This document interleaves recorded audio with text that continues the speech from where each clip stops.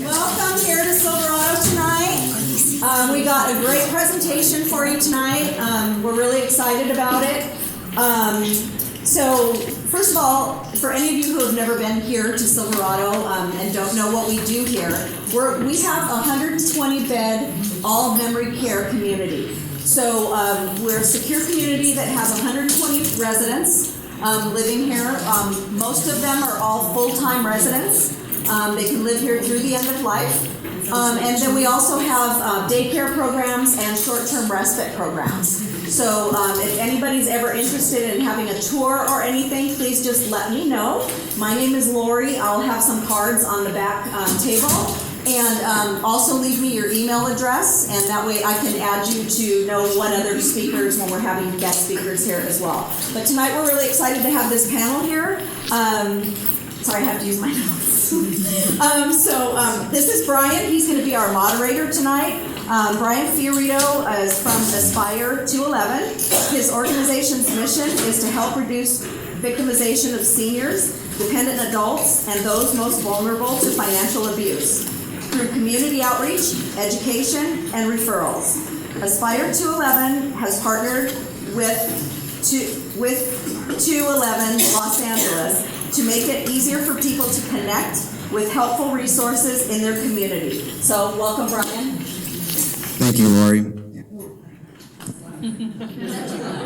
Too loud. It's an honor to be here with you guys. This amazing lineup of speakers tonight. Planning ahead for your aging loved ones matters to us all. Every day, 10,000 people turn 65, and according to Alzheimer's Association, 1 in 3 of them will die with some form of dementia. With statistics like that, it's more important now than ever before to plan ahead, and we have an excellent lineup of panelists tonight to share their knowledge with you. Thank you guys for being here. So we'll get started with introductions from right to left. First, we have Lisa Bricker from Heartlight. She's a care placement company. And then next we have Melinda Gann from ADIA In-Home Cares. She's a Chief Business Development Officer. And ADIA was the recent recipient of the 2016 Best of the Beach with Beach Magazine and Easy Reader. Next, we have Abby Waddell, Senior Real Estate Specialist, Real Estate Agent with Keller Williams Realty. Next, we getting the microphone fixed yet?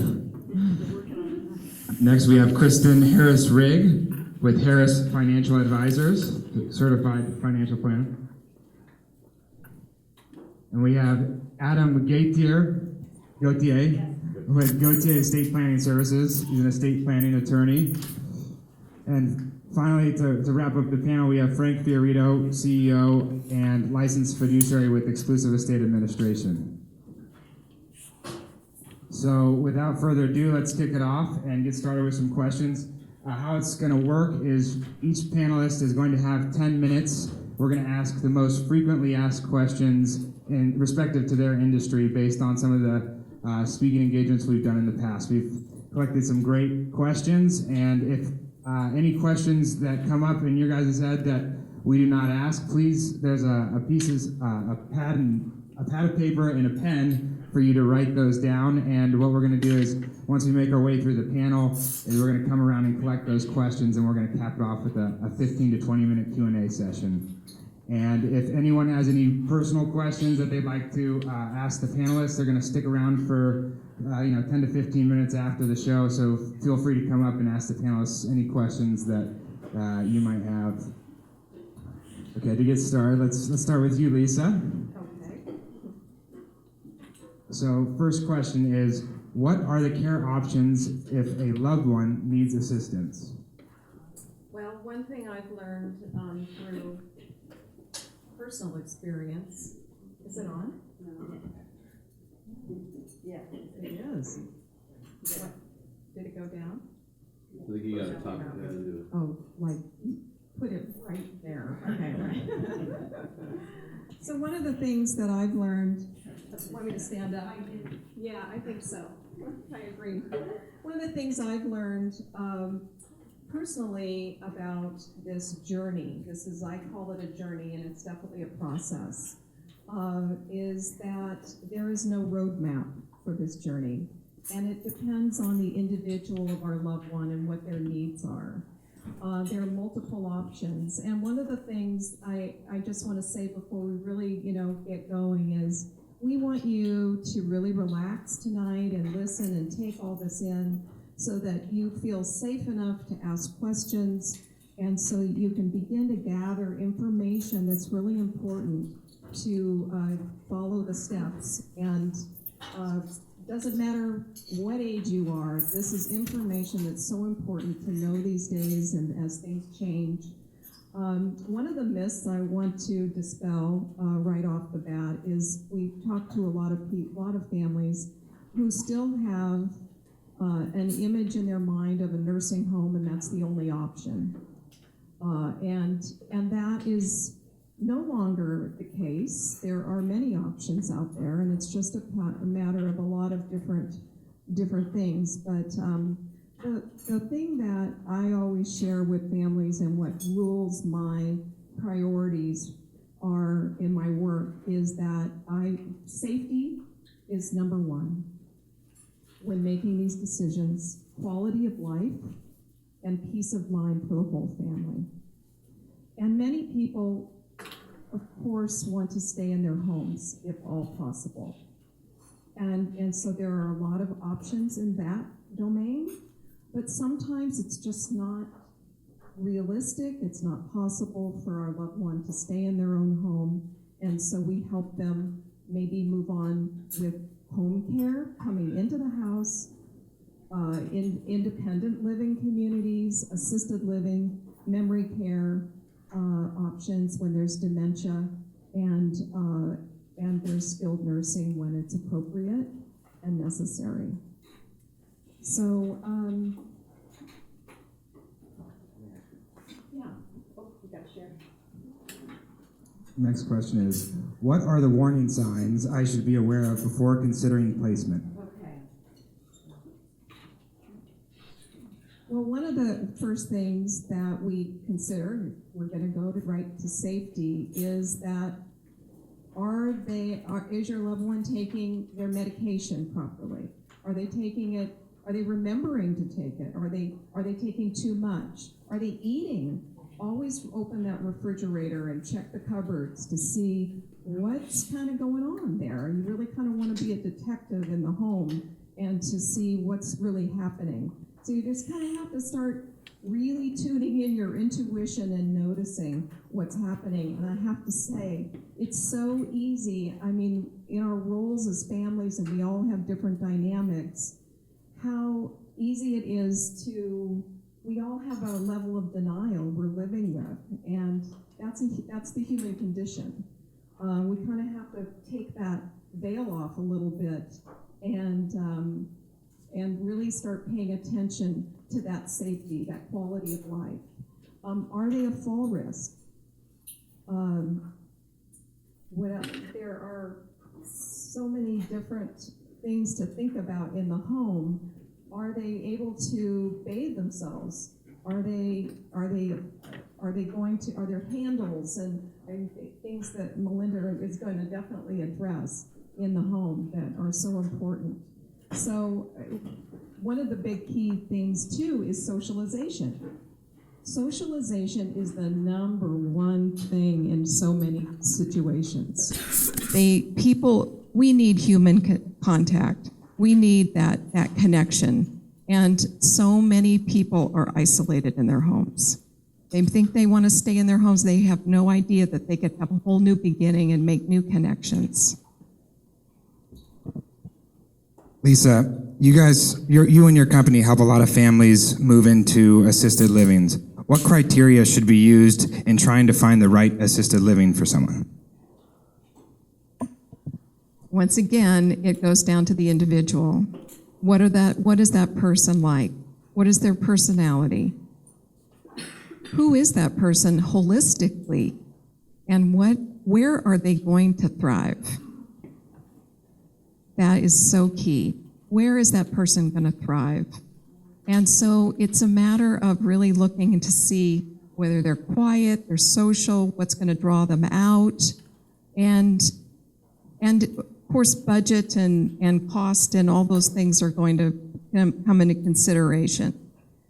I think I just answered all those questions there, but it is and going back into the process, it is a process, it's a gathering of information, and don't think it's too early to start. All right, one question we left off was, how are assisted living costs covered? Well, most everything out there is private pay. Sometimes there are veterans programs that are available to assist. If there's a veteran and you have your papers, that can really come in handy, and there are services out there that can help move that process along. But most of the time, it's all private pay, but long-term care insurance can help. We'll cover this farther down in the panel, and Medi-Cal, if that's appropriate. Great, thank you, Lisa. All right, next up is Melinda Gann from ADIA In-Home Care. Our first question for you, Melinda, is what are activities of daily living? Hi, everyone. So activities of daily living is an industry term, and what it refers to is its non-medical activities. So it's things like bathing, dressing, medication reminders, meal preparation, transportation, sort of all the things you did to get here tonight, right? You got dressed, you drove here, all of those things. Hopefully maybe you brushed your teeth at some point today before you came. It also includes some other things like joyful companionship, meaningful social interactions. That's an important part of human existence. And there's been a lot of studies with Alzheimer's and dementia that is one of the things that researchers believe. There's no cure for the disease, but it definitely helps preventative, is having those meaningful interactions. Also could be things like light housekeeping, going to doctor's appointments, could be personal projects. We do a lot of what we kind of call Girl Friday services, where we're helping families with things like making appointments, calling maybe the pool needs to be repaired, and they don't really want to have someone coming to the home when they're there alone. But those are things that still need to happen and be taken care of. It can include also things like pet care. Could do a little bit of walking or exercise together. Those are all activities of daily living. Next question is, do I need a nurse, home health, or a caregiver, home care, if I can't perform all ADLs, activities of daily living? That's an excellent question. So usually what determines whether we need a home health nurse or we need a caregiver is the actual need. If 90% of your needs are activities of daily living, then you probably need a caregiver. There are 3 things legally that caregivers are not allowed to do that only home health nurses that are licensed to have home health licenses with the state of California, and that's wound care, IV therapy, and injections. But all other things can be done by a caregiver, and usually if you are coming out of the hospital from having a procedure done, your insurance may cover home health, but that's usually very temporary, and they usually only come in maybe anywhere from 1 to 3 times a week for usually the first few weeks, and then they sort of fade away. But caregiving could be something that's maybe part-time that you have on an ongoing basis, or full-time. Can be very temporary. We do a lot of plastic surgery clients that usually have us just for 2 days, and then we disappear. So with caregiving, it can be a lot of different things, just depending on what your need is. And as you continue to, your needs change, because we're all aging. I always tell my clients we're all on the path. I have age spots. So we're all aging, and so as your needs change, then your plan of care changes with your needs.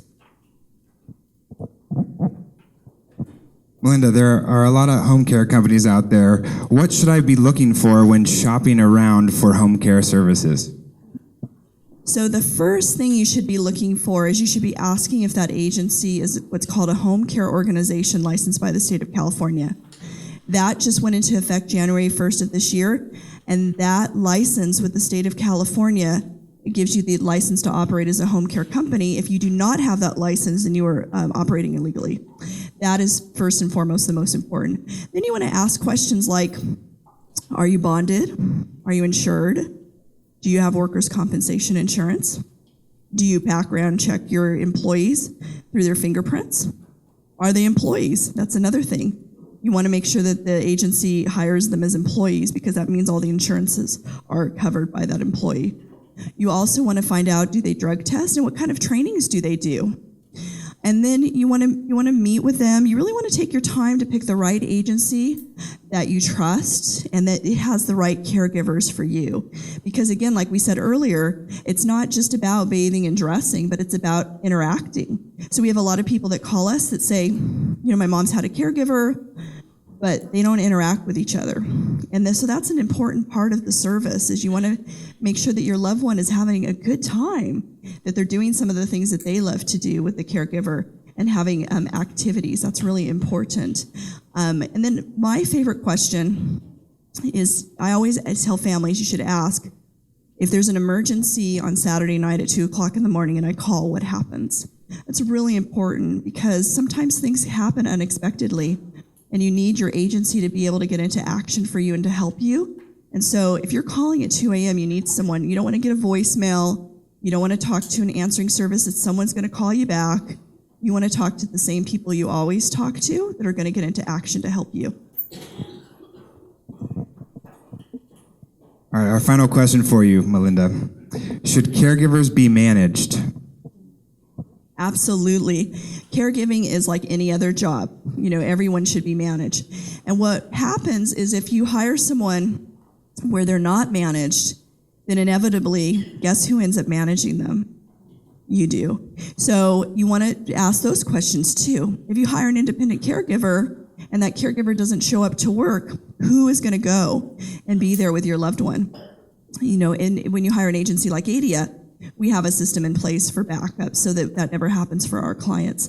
But inevitably, that is an important part of the management, making sure that the employees are where they are supposed to be, doing what they're supposed to be doing, not doing things they're not supposed to be doing, is all part of the structure of an agency. And that's a really important part of that because, like we said earlier, caregiving is like any other job in that there should be management in place. It shouldn't just be an agency where they say, we send out a caregiver, we hope that works.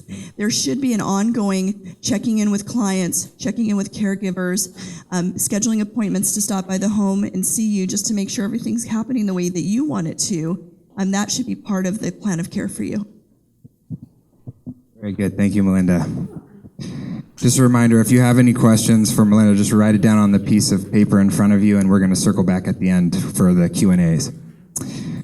All right, so one of our speakers could not be here tonight, Marty Stevens-Hebner. She's a senior move manager, but we're going to test Abby's knowledge on the subject of senior move managing. So we thought it was important that you got this information. So the 3 questions I'm going to ask you, Abby. Here's the first one. My parents have 40 years worth of stuff in their 3-bedroom home with a garage and an attic, and now they're moving to a 1-bedroom apartment in an assisted living. Where do we start?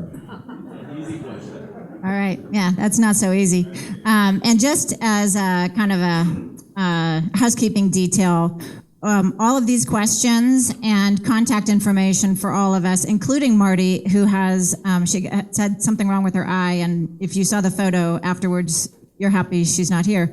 But there's folders in the back, and so everybody will grab a folder, as they go. So all of this information is in the back. So with respect to people that have been in their homes a long time, generally speaking, it takes a schedule, and it can take up to 3 months to kind of go through everything. If the person knows where they're going, then there's usually a floor plan at the assisted living facilities, or if it's an apartment or you're moving into your kid's house, whatever it is, you'll deal with the floor plan so you know what you can actually take. And then there's generally 3 piles. That would be trash, donation, and then what to move. So if you've got family around that can help, that's hugely helpful Marty's company and a couple other ones in this vicinity are also, you can pay them by the job or pay them hourly to come and help and box things up and make decisions. So it really depends on how many people that you have supporting you.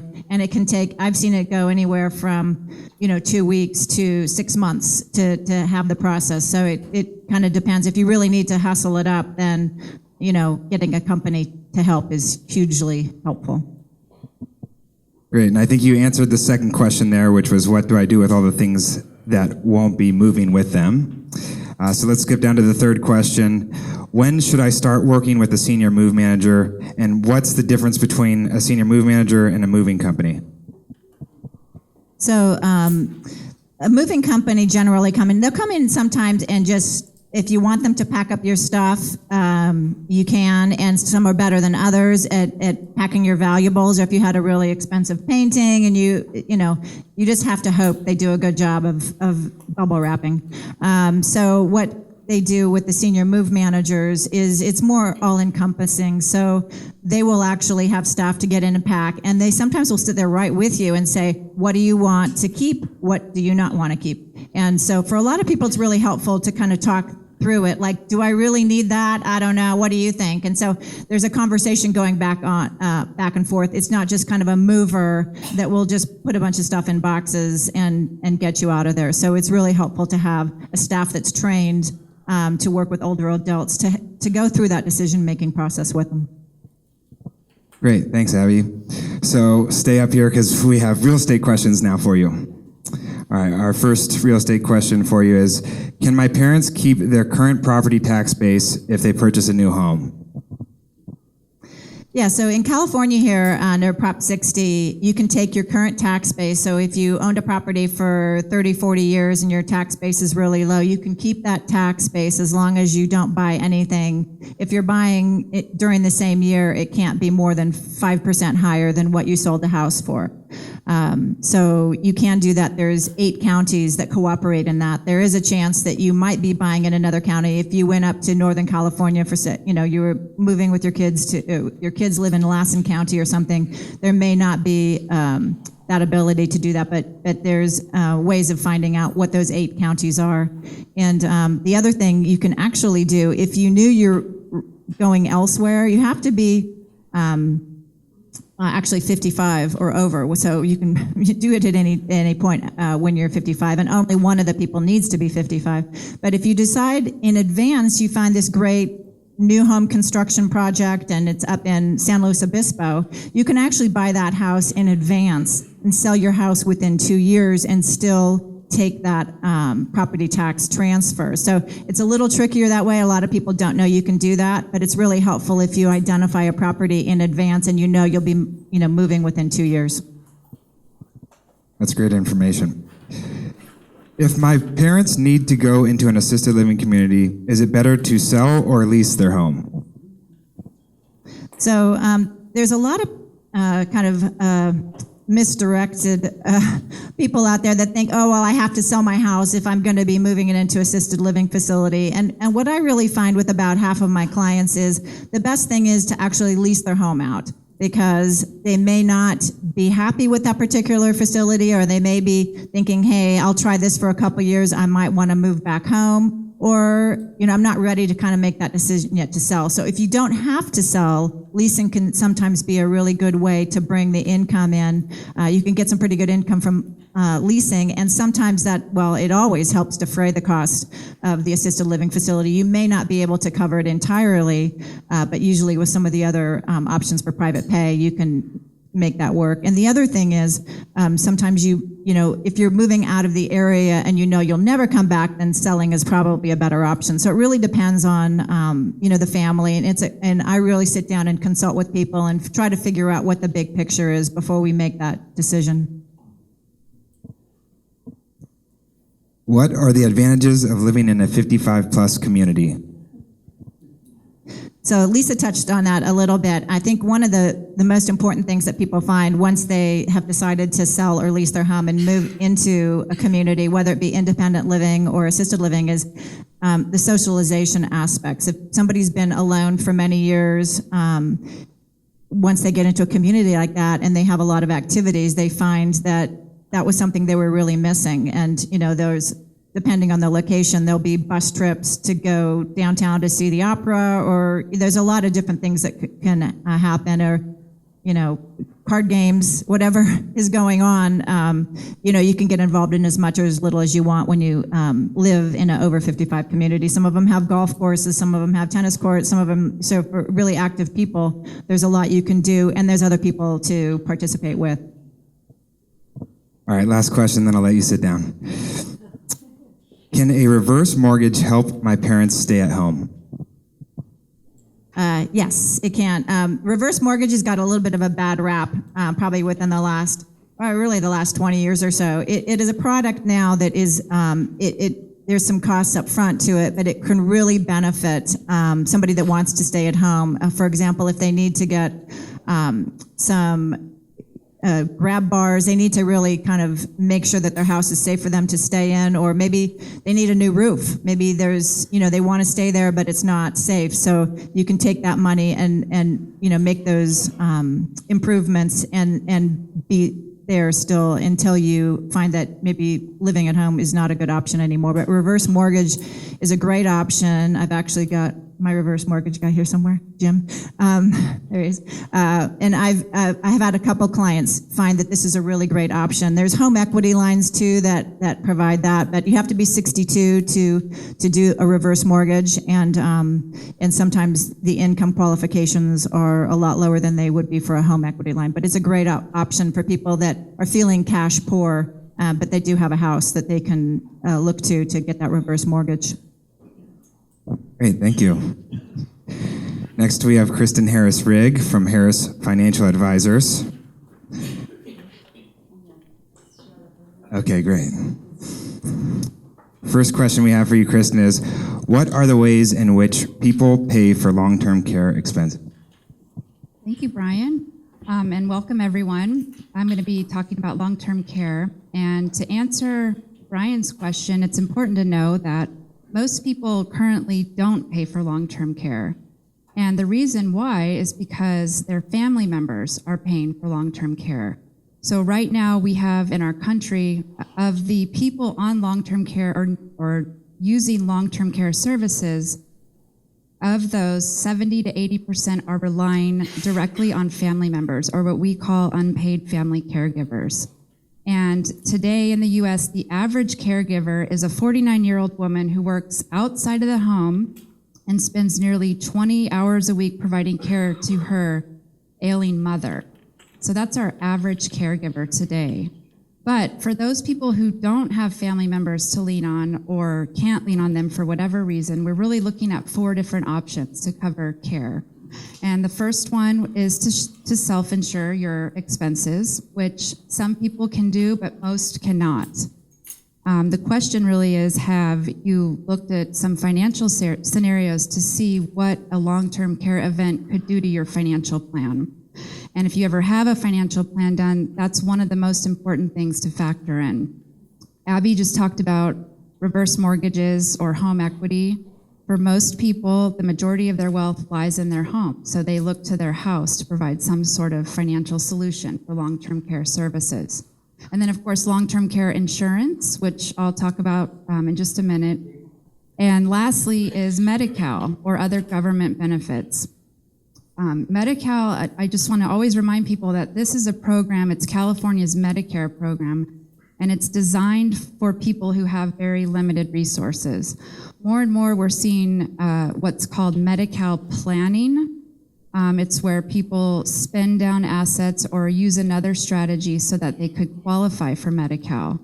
But if you qualify for Medi-Cal, then you will need to be placed in a facility that has a Medi-Cal bed and that will offer certain services. And a lot of times that isn't the place where you might want to be.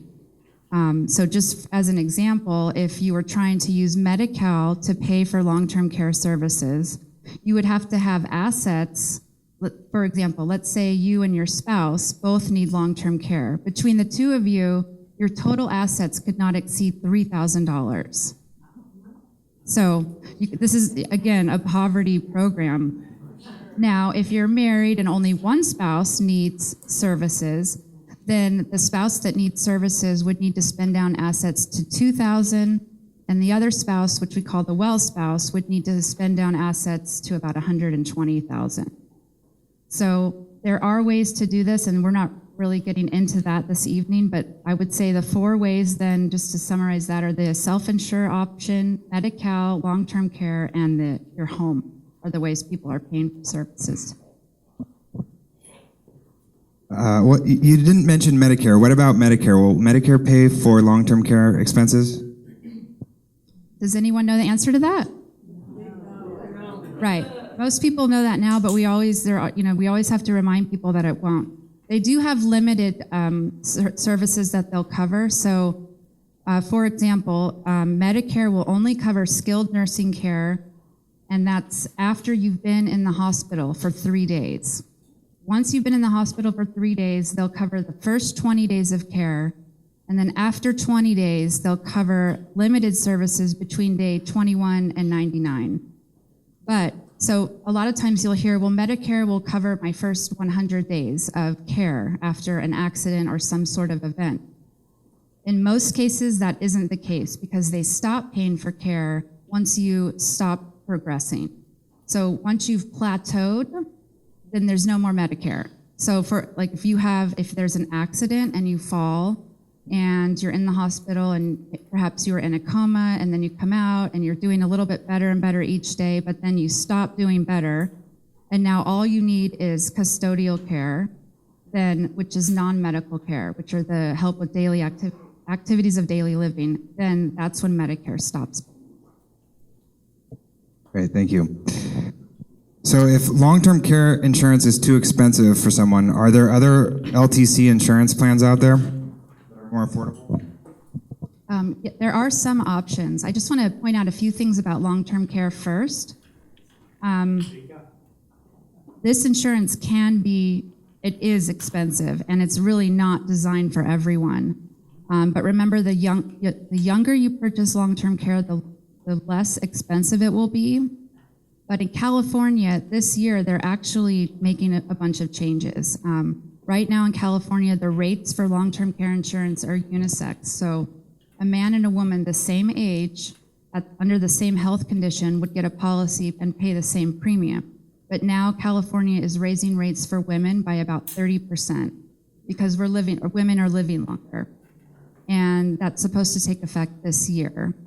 So that's one thing to keep in mind.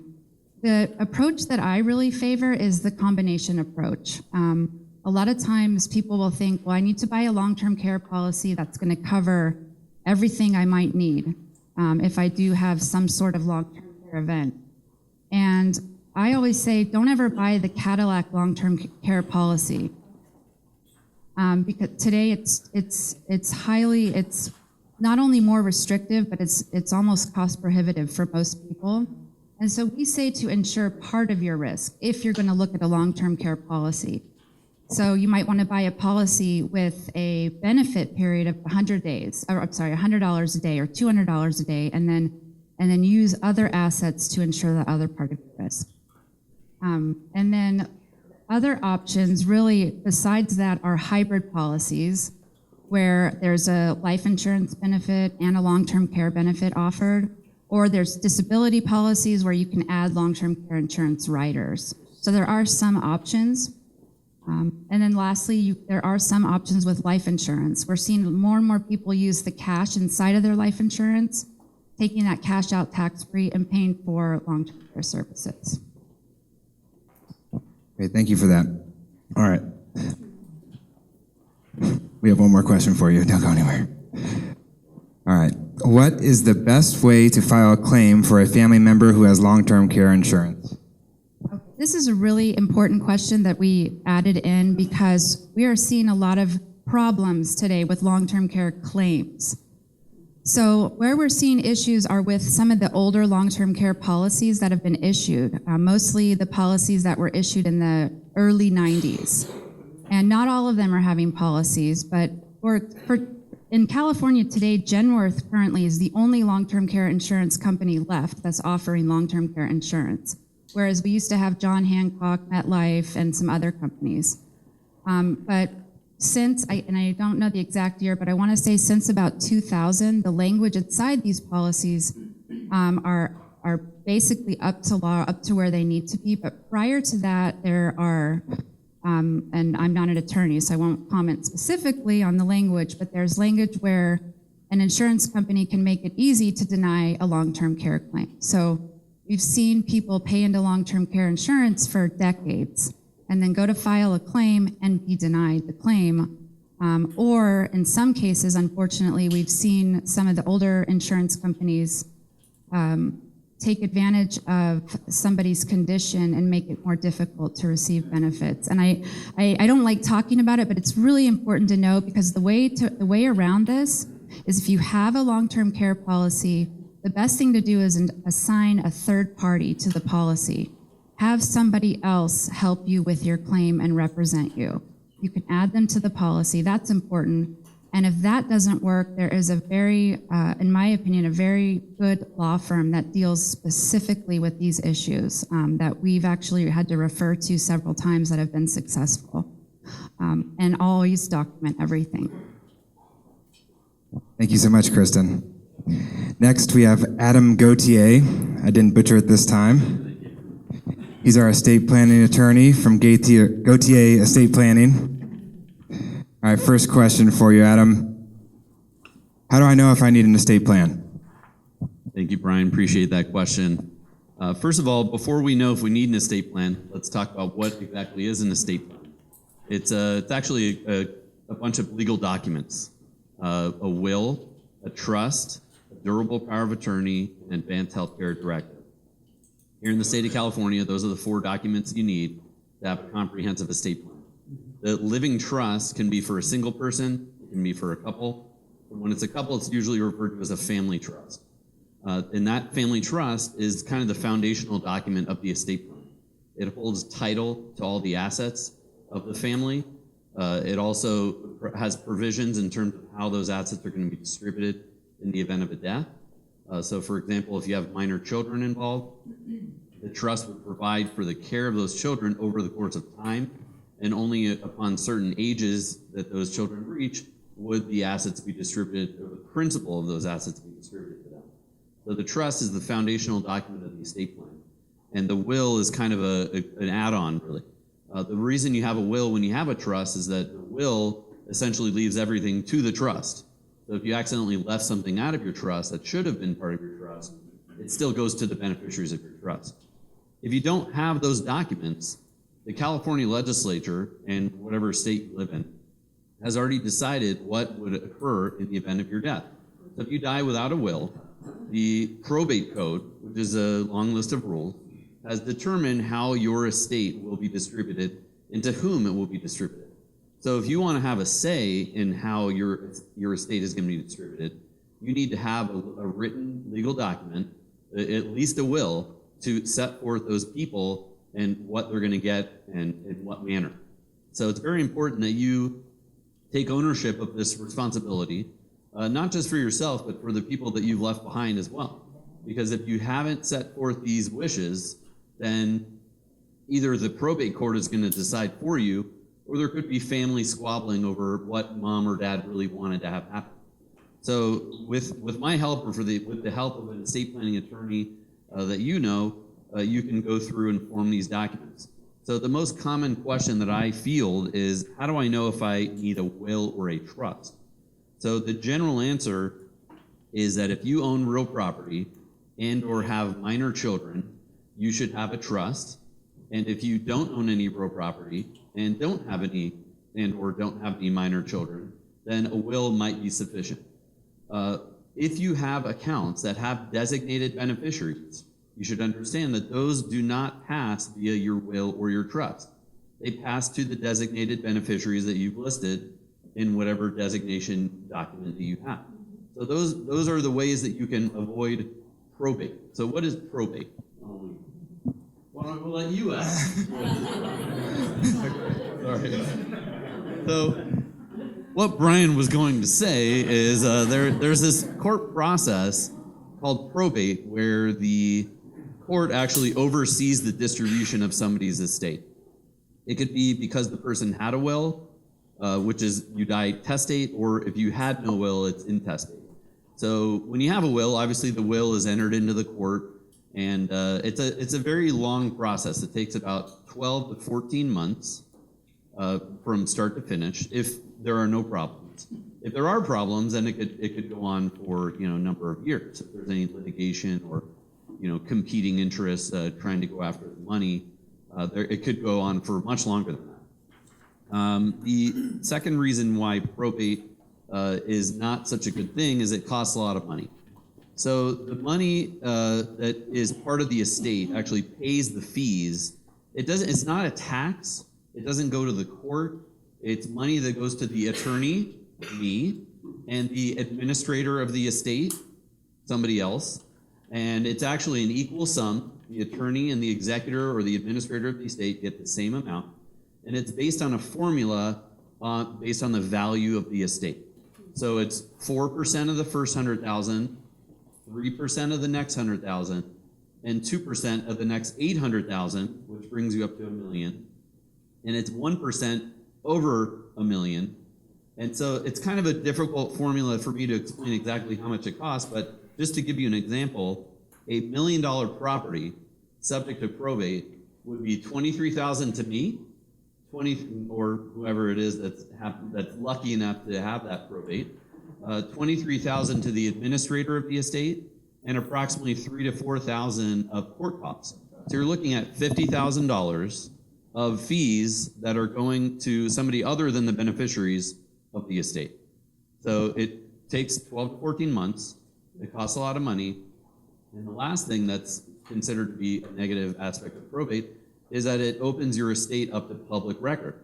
So whatever assets that you had are very specifically scheduled on an inventory sheet, how much it was worth, exactly what it was.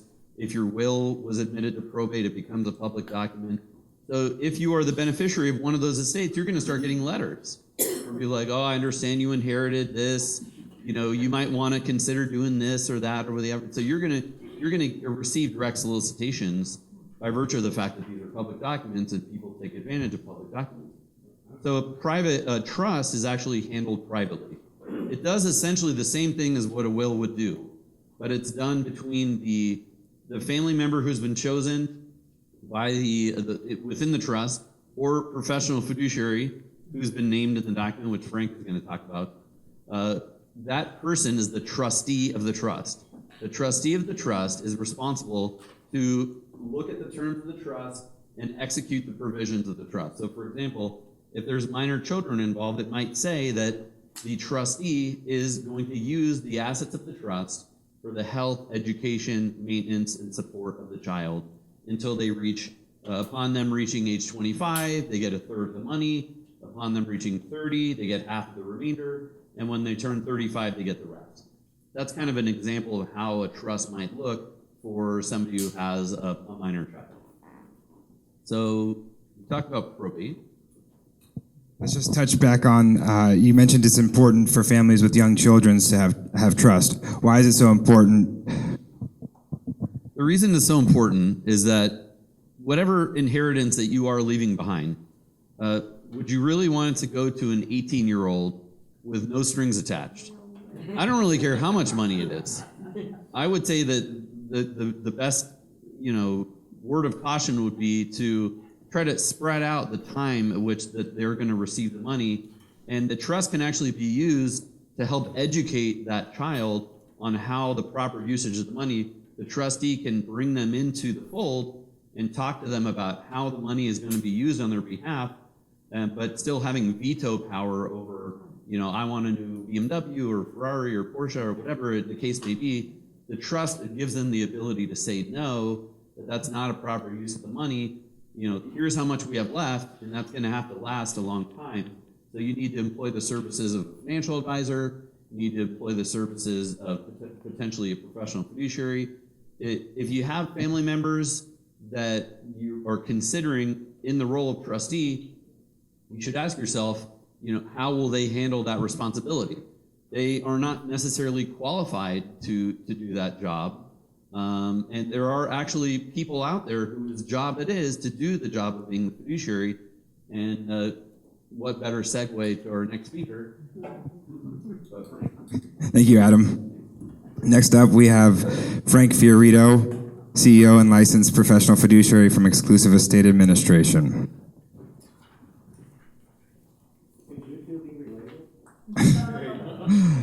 Preferably not. Frank, what are the financial activities of daily living? Before I answer that, I have a question that I've been burning inside me. How was the spaghetti tonight? Is it all right? I have that for breakfast every morning.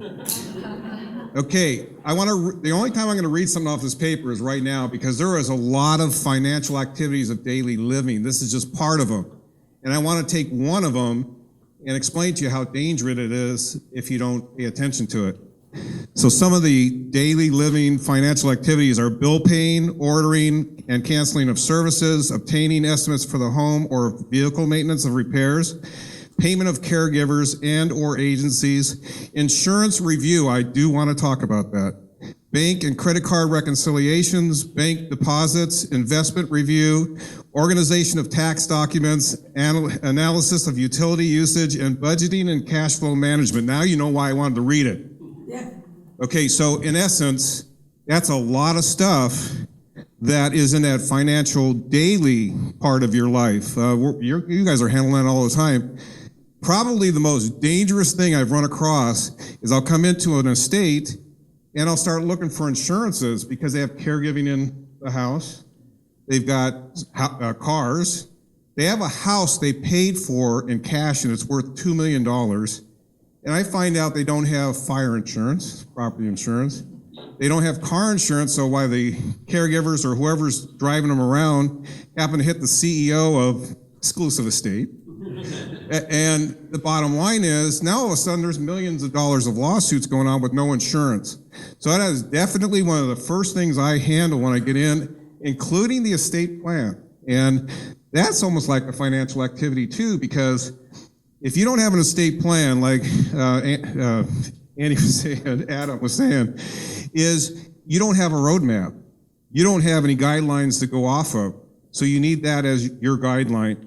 And the insurance scenario too gives you that background and the strength and the financial strength and protection once that's in place. When I get into a home, I'll start asking somebody, do you have an estate plan? And they'll say yes, and I'll say, okay, is it possible that I see it? Because that's one of the first things I look at. I want to make sure it's updated and everything else. So I'll start looking at it, and I'll go, do you know John Smith? Yes. Do you know Tony Jones? And they'll say, yeah, I hate that guy. Why? And I'll say, that's who's in your estate plan. So what I do at that point is I'll go through it, hand it over to Adam. He'll look at it. He'll start updating it with the client. And now all of a sudden we have a basis there too, to be able to have a strong guideline for the fiduciary to go off of, to be able to handle that. One other thing that happens while we're doing this daily management of financial activities is I uncover a lot of financial elder abuse. And that's just another subject. And you guys want to talk to me privately about that? We had one in San Diego, a story where if I wouldn't have caught what was going on in it, it would have cost the client almost $1 million. And the perpetrator actually bought a house with my client and then was going to go ahead and take it. So once again, the financial activities of daily living, that's what I deal with on a daily basis. That segues great into our next question, which is, when is the right time to have a licensed professional provide oversight for financial activities of daily living? Okay, there's 3 signs. There's a visual sign that you need to be looking for. There's the physical sign that you need to be looking at, and interaction. Now, the visual sign is when I go into a house and I start seeing mail all over the place in different rooms. I'll see the statements sitting on the coffee table. I'll see credit cards in the kitchen. And I'll see cash in the refrigerator. So the bottom line is, that's a visual sign that it's getting close to them needing a licensed professional to come in and help. The physical sign would be, you're back east, you haven't talked to mom or dad, and all of a sudden you call and some strange woman answers the phone, and it's the caregiver. Or you're talking to mom or dad, and they can barely talk, they're not making sense. When they're getting letters from you, you can't read the writing anymore. That's the time you want to start bringing a professional in. Interaction. This is a red flag like you don't even believe. If neighbors, family members, friends, you're starting to see more and more of them, and you're one of the honest neighbors, you want to bring it up to the family if you can. Because what normally is happening, because what happens when that starts happening, the attorney doesn't see him anymore, the accountant doesn't see him anymore, the investment advisor doesn't see him anymore, and guess what? All kinds of money is gone and it's too late. So those are some of the signs that you want to be able to make sure you're watching for with your loved ones. Now, what we do to try to protect that, a lot of times people don't want to give up their power. They don't want to give up their keys to their car, and they don't want to give up power. So what we do most of the time is we'll come in as trusted advisors. We're sitting side by side. The fiduciaries are sitting side by side with the clients, helping them out with the bills. If they can't see anymore, I'm their eyes. The fiduciaries are their eyes, and there's no power loss. So we found that we're getting inside and helping these clients out because I'm not dealing with the power. And then what comes with that is they hand the keys over to me because they think I'm their buddy, which I am, and there's no power loss. But then what happens is Adam's redoing his estate plan, and they've liked what I've done so much, or the fiduciary that's in there is doing it, they like it so much, that they ask Adam to have the fiduciary be their trustee. When something does happen to them, when they become incapacitated, you want to have an estate plan in action, because if they become incapacitated and there's no estate plan, we go to court, right? And it is so expensive to become a conservator or get a conservator named in that. So the best way to handle that, if you are afraid of losing power, bring in a licensed fiduciary that is a trusted advisor, and then have the estate plan call that person out or a person out to transition when there's an incapacity. Now, the licensed fiduciaries, just like the financial planners, the attorneys, the CPAs, we're all really scrutinized. So we're a pretty safe professional. I didn't even know this when I started getting into the business, but the Consumer Affairs scrutinize us, and they're the last say-so on our license. The Department of Justice, John, the background, they do background checks on us, that's the Department of Justice. And then, I didn't even know this, I actually trembled when I heard about this. The FBI and the Secret Service, because of the amount of money that the investment advisors and the fiduciaries are handling, we're watched by them. And I never thought Secret Service would get involved, but they get involved with some big dollar cases. So very safe bet dealing with the fiduciary world because we're so scrutinized. There's another question. What other professionals can do this type of fiduciary work? That is a great question. And once again, not because I benefit from it, I highly recommend you always go with a licensed in-home care agency. Don't go independent. You lose your leverage. Okay, and as far as somebody that's handling your books and they're trying to protect your assets, you want to go with a licensed fiduciary, or a CPA can do fiduciary work. I don't recommend having a CPA do fiduciary work and CPA work. You want to have some kind of separation there between fiduciary and CPA, because if the fiduciary is making mistakes or doing something weird, the CPA will pick it up. Another professional that is a great professional, if you want them, is the investment advisor. All these three professionals I'm going to be talking about are highly skilled, highly educated, and have the most continuing education units that have to be done every year. So an investment advisor, they can be and do fiduciary work too, but they cannot, and I don't recommend having an investment advisor do the fiduciary work too. Have the separation between the two of them. And then the third professional is Adam. The attorneys can be, and they do trust administration too. Most of them will get into that area of trust administration, but the fiduciary gets into the whole world of estate plan. And like Adam said, they're drafting this roadmap and we're implementing it. So those are the three professionals that can do fiduciary work you'd be totally covered, and each one of our licenses are scrutinized pretty heavy. Great, thank you. And what we'd like to do is pass all of the questions forward, and we'll start asking some of the questions from the crowd to wrap up the Q&A period.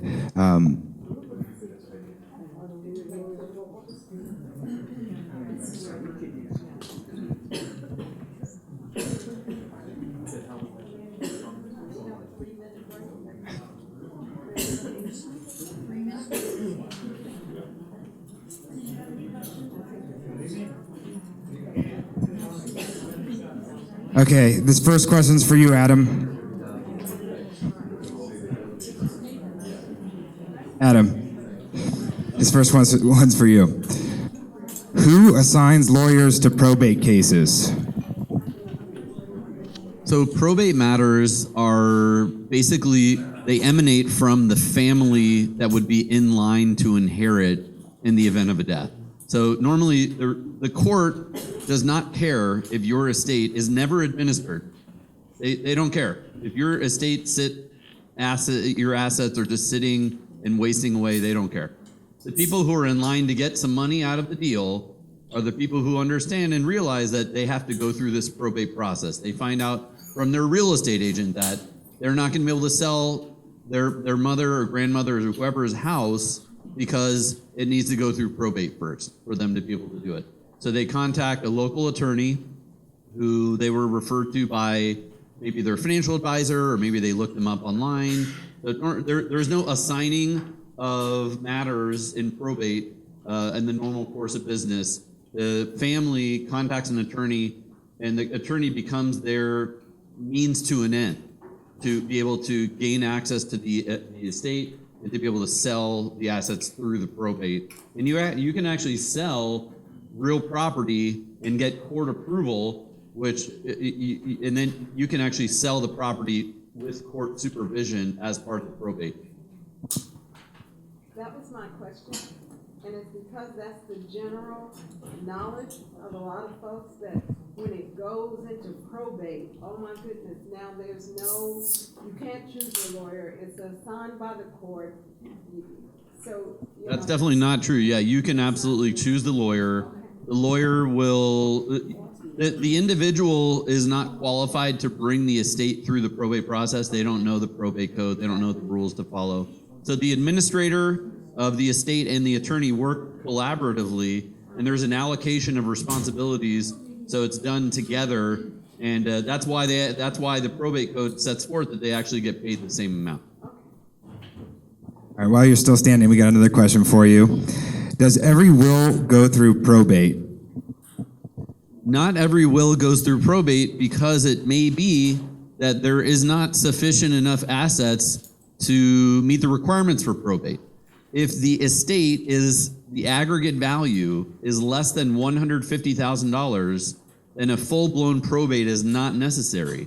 The assets of the estate can be accessed by virtue of a document called a small estate affidavit, where the heir to the decedent can say that I am the rightful person by virtue of the will to receive this property, and that due to the fact that the total estate is less than a certain amount, and that there's no probate pending, and there's no claims I'm aware of, that you have to basically declare that all these things are true, and if they are, then you can actually submit that document to Bank of America or whoever it is, and they will cut you a check. So not every will goes through probate. If there's more than that $150,000 of aggregate value, then you are headed to probate. Great, and there's another question on there for you. Typical cost of a trust. What's the range of? The typical cost of a trust varies widely depending on the type of lawyer that you're working with. It could be anywhere. Normally, estate plans are offered on a fixed fee basis, where all the documents that you would need for your estate plan are all included for a set amount. I would say on the very lowest end that you would find would be somewhere in like the $1,500 range for an estate plan that would include those documents. And at the higher end, it could be in the $15,000 range. So if you are a high net worth individual whose trust needs to have certain tax provisions, your estate plan is going to cost quite a bit more than an individual who is not likely to face any estate tax on their estate. So it depends on the value of your estate and the complexity of your estate plan in terms of costs. It does vary widely, but it is tend to be on a fixed fee basis. Thank you, Adam. All right, this one's for you, Melinda. Does ADIA help with some sort of periodic assessment to gauge whether the needs have changed for the client? Absolutely. So that is part of, at ADIA, our process of having coordinators that oversee all of the plan of care. We are also members of the Los Angeles Fall Prevention Coalition. And so I work very closely with a number of police departments to do safety assessments in the home. So that's another thing that we can be very helpful with, is to continue to assess the home to make sure it's safe for you to be in it as your mobility and things shift and change. And one of the things that is people don't realize is that sometimes to make your home safe is not expensive. It can be some very minor things that we do that will make the home safe. But definitely, you know, having a company like ADIA that continues to adjust the plan of care and advise on what's necessary.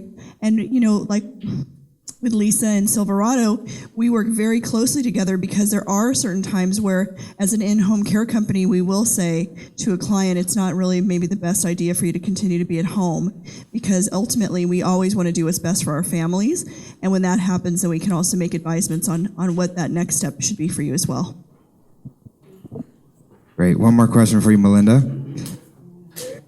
Does ADIA match caregivers to the recipient like a dating service? Yes, it is like a dating service. So what we look at first and foremost is the skill level. That's the most important. If you need help with transferring, if you have a G-tube, if you're in a hospice, that's the most important. You never want to have a caregiver who doesn't have the right skill level to help you. That's a recipe for disaster. The second thing is the personality. So for instance, we might have a client who says, I really like watching CNN. I watch the news every day. And so when we do our meeting to discuss who's going to be the perfect fit for that client, we might say, oh, caregiver Sally reads the LA Times every day. That's a perfect match. Client likes to garden. Joy, the caregiver, likes to garden. That is very important that it's the right fit and it's the right match. My grandmother had caregiving. She was privileged to be able to stay at home. That was her wish. And we were able to do that for her. And she had a caregiver that had the proper skill level. But for whatever reason, my grandmother did not like her. And so she used to call her that woman. That woman's in the kitchen. That woman's doing my laundry. That woman's making me breakfast. And finally, I said to my family, we need to make a change. This isn't right. We like this lady, but grandma doesn't like her. And this is grandma's home, and she has a right to have someone with her that she enjoys spending time with. So we did make an adjustment, and then after that, they would go get their nails done. They would watch movies together. It was a completely different situation. But you know, that's a really big part of the caregiving, is that you want to have someone that you like.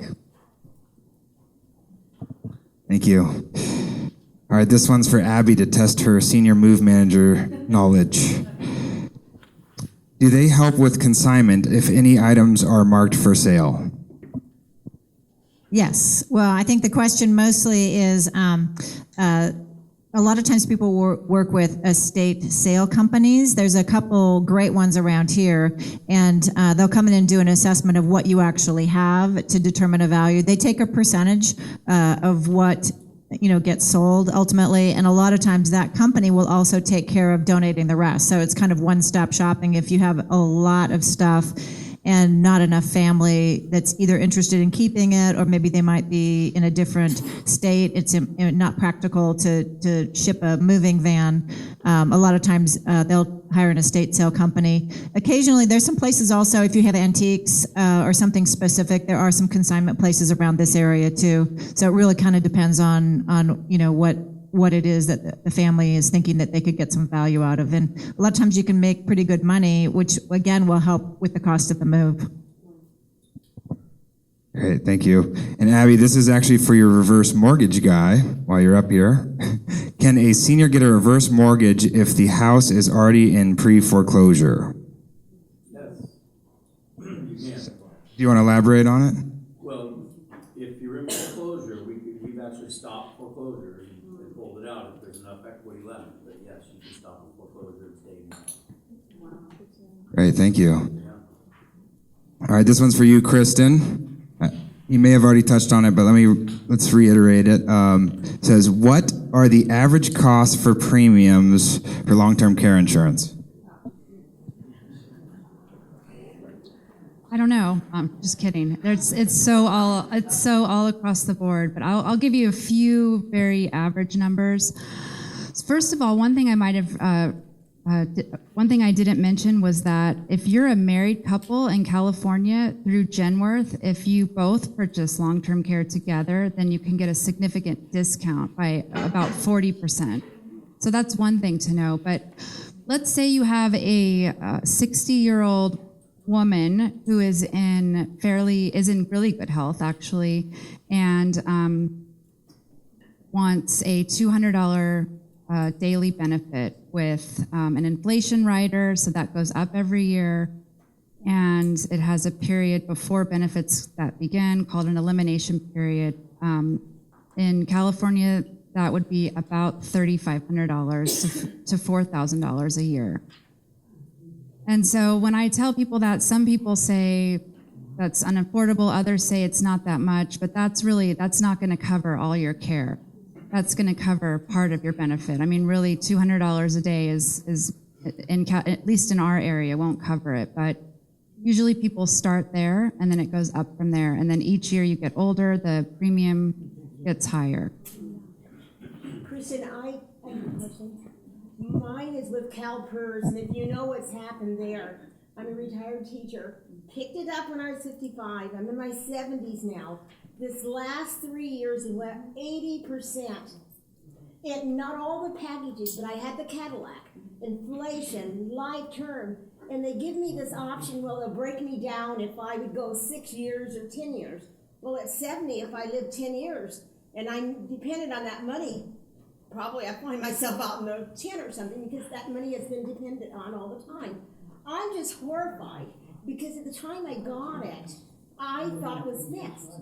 These things are not fixed. It's an insurance company, they keep going up. Mine has 80%, and they had a period of 3 years to do it. This is the last year. But can you imagine a policy going up 80%, and there has been litigation, and there's nothing can be done? This is CalPERS, and you know all the publicity. What can be done here? I have one more year, and I guess I'm going to ride it through because I am in my 70s, but I am angry. Okay, so first, and I'm sorry that you received that letter, and I've seen a lot of the letters, and a lot of the options that people are getting, like from CalPERS, are keep your current level of benefits and then pay the 80% additional premium. So you're basically. And I'm doing that. Okay, so the other, if I received a letter like that, I would have somebody look at it, because usually they give you two other options. Yes. One of them is to let go of your inflation rider, which if you're 65 years old today, for example, and you live another 20 years, that's going to have a negative impact. Yes. Huge negative impact. But the other one is to lower your daily benefit. And I've seen different letters. You have to have someone. It depends on the policy. But again, when you mentioned the Cadillac, I had the Cadillac, the inflation life term, and what they do, because they don't do this to every policy. They're leaving those alone, and the two things they're after for me is this: limit the longevity, and to limit the inflation. And they offered me 2 years ago to knock it down if I would take that. But can you imagine? Well, let me just say, they're really, at this point, they're really, other than selecting the best option for you, there isn't anything that I know of that can be done through CalPERS. And the reality is that people are living so much longer that the companies can't pay out all the benefits. They weren't anticipating paying out 20 years of benefits. One thing to say is that if you're looking to buy a policy today, or if you have family members that are, I would say it's really important to work with somebody that runs through the California Partnership. The California Partnership, really quick, is an insurance agent that has special long-term care training, And the policy that you buy will give you a bucket of benefits or a daily benefit that adds up with, say $200 a day, again, over a certain time period. If you use those benefits and you pass away, or if you use those benefits or you pass away before using those benefits, and you've used some, basically has asset protection. And it protects your assets from the government coming back to your family to recapture any money that they've helped pay for your long-term care. Just a more question, are any of these fixed where they can't change the terms? Okay, so the California partnership policy, they're limited to the number and amount of rate increases over the life of the policy, but otherwise, no. So my advice, because I am part of the end user, right? You buy a policy and you invest in it, and then when you need care, you come to someone like me, is that you want to work with someone like Kristen, you want to work with a professional, and you really want to understand what your policy is. I have so many families that come to me and say, Mom always said, she has long-term care, we don't need to worry about it, she has long-term care. And then they show me the policy and I start reading it, and it's a $75 a day, no inflation rider, 90 days of elimination. And there's an elimination period is really important to work with someone like Kristen and talk about, because if you're coming out of the hospital and you need 24/7 round-the-clock care and you have to wait 90 days before your policy starts to pay out, guess who's paying for those 90 days? You are. So it's really important. Long-term care insurance, if you get a good policy, can be a wonderful thing, but you want to work with someone professional and make sure, because I can't tell you how many times I'm sitting in living rooms with family members and sons and daughters are saying, well, I guess we're going to have to pay for this. We'll have to put it on a credit card. What are we going to do? Mom needs the help. So, so that would be my advice. Thank you. Frank, this one's for you. I have 3 kids. Why would I hire a licensed fiduciary to serve as my trustee instead of my kids? That is my favorite question.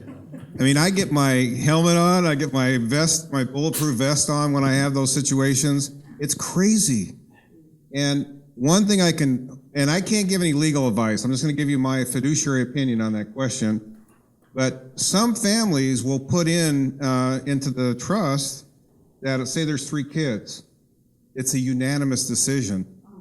Oh, for 1 year, it took me to sell, there's 2 properties, 1 property because of the unanimous decision. You really, in my opinion, want to go majority. And you also want to bring in a neutral if you can, because I'm dealing with one right now. They're crazy. And if I wasn't in the middle of that to protect the poor dad, it would be, and it could be any fiduciary, not me, but a fiduciary. And the reason why I keep going back to saying it, and Adam said it too, that the fiduciaries are good to put into these trusts, because we're highly skilled, we're scrutinized, we're licensed, and everything else. So you really do want the neutral party, because we are truly mandated to be neutral. As much as I don't like sibling A or C, I still treat them the same way, no matter what. So we always eventually get to the common ground, so that's why it's good to have a fiduciary in the middle of that. Thank you. All right, this is another one for you, Melinda, and it has to do with cost. What is the basic cost of a caregiver, hourly, weekly, monthly? So usually caregiving is hourly, and usually right now in Los Angeles County, the going rate for a reputable company that's licensed by the state of California is between $22 to $30 an hour. We start at 80 at $23 an hour. If you are calling around to different agencies and suddenly you hear someone say $16 an hour, that is a red flag. That means that probably they're not doing something that legally they're supposed to be doing, like background checks through fingerprints, workers' compensation insurance, because of those are hard expenses for in-home care companies, and they're required by law now. So you want to make sure that when you're talking to different in-home care companies that you're verifying the information. It's called HCO, which stands for Home Care Organization. They have a number that's issued by the state of California, much like a Social Security number. You can request that. You can request proof of insurances, including workers' compensation, to make sure that they really have those things and not that they're just saying it. And then later on, something happens, it's raining, the caregiver falls at your house, and you find out the agency didn't have workers' compensation insurance. That's a problem for the caregiver, and it's a problem for the client too. I noticed too that there's a minimum of like a 3-hour time before this. Is there any place that, because maybe the person that needs this care doesn't need minimum of 3 hours. Maybe they need like an hour in the morning or an hour in the afternoon. You know, honestly, the truth to that question is that you really can't hire a caregiver to work for an hour. Like someone who's of quality that does this for a living, this is their profession, 3 hours is really the minimum that they'd be willing to do. You can't really get a quality person to go work. Think about how long it would take them to drive to the client's house. You know, they go in, they work for an hour, and they leave. It probably took them that amount of time to drive to and from that client. So what we suggest in those cases is that possibly we're not there every day. So we maybe are there every other day or every couple of days. But you'd be surprised once you have a caregiver and you have someone you enjoy spending time with that's effective, how many things you start to think about doing that you haven't done. Like maybe you want to start going through the closet where all the coats are, or the Tupperware, or activities you weren't doing before that now you could do because you have someone to make sure that you're able to do those things. So 3 hours actually, once clients start with service, typically goes by pretty quick. In addition to workers' comp, you've also got to figure that whatever the person's base pay is, think about your own paycheck and the fact that your employer is paying Social Security. Well, that's also true in unemployment insurance is required. These aren't things people just say, well, we don't pay those. So if it's too low, those things have got to be missing. So you're not really an employee. Yes, thank you. All right, we have one more question. Do you want to make a comment? One question. Do you provide live-in caregiving? So live-in, so we all know what that means, is defined by the state of California as someone who works 8 hours with regular breaks that have to be documented, and then they sleep in the home of the client in a separate room with a door. That's a new part of the law. It's that a couple of years ago they said it has to have a door that closes and can lock. And they have to have 8 hours of uninterrupted rest. So we do offer live-in. A lot of agencies no longer offer it because of the new labor laws. It's not as inexpensive as it used to be. I've been with ADA for over 5 years, and when I started, it was a lot. The price was a lot lower. It's now $340 a day. The reason why is because of all the things we've been talking about, but the labor law now requires that those caregivers are paid for their sleep time. So, and if you think about it, I think that's very fair, because it's not like the caregiver can say to the client, Mrs. Jones, I'm going to go home and tuck my kids in. I'll be back in an hour. They legally are required to be there that entire time, so they have to be paid for that time. Okay, great. So we want to make sure that we get everyone out of here on time. So we have one more question, and if you have any other questions, feel free to hang around after and talk to the panelists and ask them. So this last question's for Lisa. Lisa, does Heartlight prepare a needs assessment for the family based on info responses to questions during the initial interview? Of course we do. Yes, we do. We spend a lot of our phone. We get intakes, calls, and we spend most of those times on the phone, or we meet for coffee. But many times it's over the phone, and we establish a relationship, and we find out as much as we can about that person and the family. Are there other family members involved, and what their timing is, medications they're on, what are the activities of daily living that need assistance, are they ambulatory, are they walking, are they in a wheelchair? Just as much about their personality and about that individual as possible, so that, and in the back of our mind, we are assessing, like, okay, where would this person be ideally? Where can I show them? What, based on the budget, and where would this be a good fit? And so we're helping that. And Heartlight, as well as other placement agencies, we provide a no-cost service to the family. So that's very important to know, that we're here to help lift that burden off the shoulders, take the confusion out of it, be a guide for you through this process so that we can help narrow down those options. And many times we go with the family to visit the options so that we can get that feedback, and we just keep working until we find that option. Thank you so much. So thank you all for coming out tonight, and thank you to Silverado for hosting this and providing dinner. If you guys have not signed up on the sign-up sheet and you would like to, be contacted, here's a sign-up sheet up front you can sign up on.